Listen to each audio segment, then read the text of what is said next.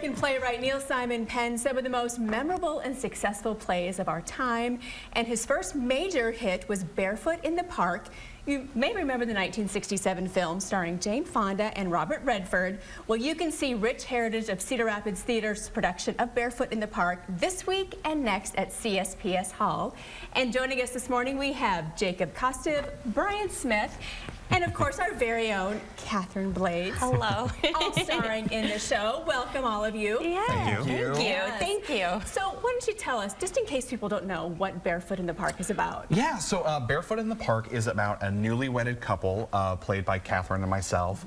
Congratulations. Thank you. It's been 6 days. 6 days, and we are just moving into a new apartment on the 6th floor. Fifth floor, right? We don't count the 5th floor of a New York brownstone. And we are, the new couple is just kind of learning really how to truly live together in their varying different viewpoints and how to live through their world. Yeah. Yeah. And we have some interesting neighbors. Some of the craziest people in the world live in our building, including Mr. Velasco. Yes, Victor Velasco, who plays their upstairs neighbor, who, let's just say, you know, is an interesting fellow who is, for some reason, locked out of his own apartment and has to access it through their window, in their bedroom window. Yeah, that does happen. Yeah. It happens to the best of us. Yeah, exactly. I mean, Corey and Paul are very different people, and I think it's just an interesting look at how, you know, love, can that withstand the living together and being so Very much an different? opposites attract type situation. But is that Definitely. enough? Is that enough to make it work? And maybe it's not. But it's, it's really funny. Why do you think this was Neil Simon's most successful play? I think it's a lot of truth. I believe he wrote it while living with his newlywed wife, right, in an upstairs apartment, similar. And I think it speaks to a lot of the truths about, you know, relationships and what he was going through at the time as well with his wife. And his character work is so great on this. Like also, my mother is a big part of the show. And I say my mother, I really mean my mother too. My mother is playing my mother, Amy. I don't see it. No.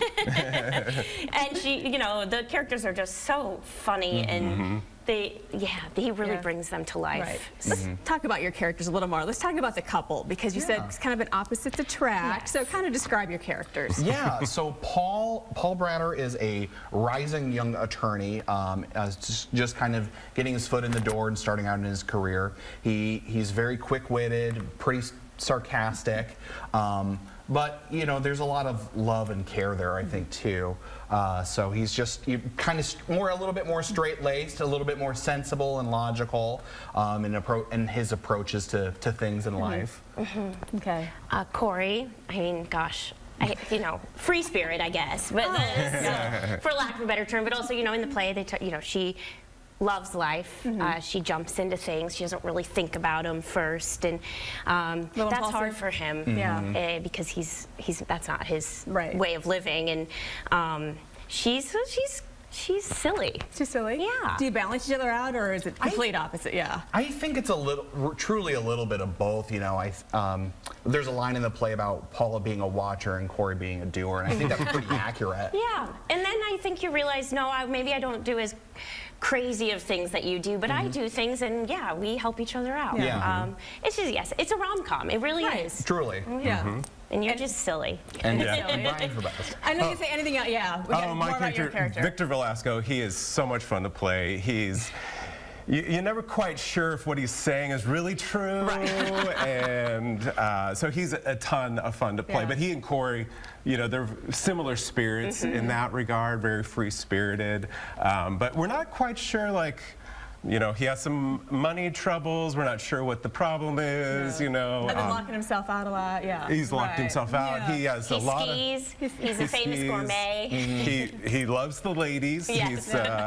So he's very smitten with Corey's character, you know, with Catherine's character. So tons of fun to play. And I've set him up with my mother. That's one of the main plot points Yeah. too. Yes. Is they're coming over for dinner. For your mother. Yes. Yes. Tell everybody when, where, and how they can get tickets. All right. Well, CSPSHall.org. It is this Thursday, Friday, Saturday, Sunday, and next week on Thursday and Saturday, because you have Right. Good Friday and Easter.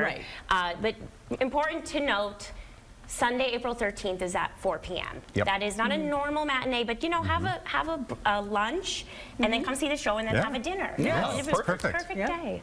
And I'll be there on the 19th. Well, we And better take be my good. parents. Excellent, Okay, excellent. yes. We'll be the best show that night. Yeah. Perfect. Thank you. I can't wait to see it. Yay, thank you. you. Thank you.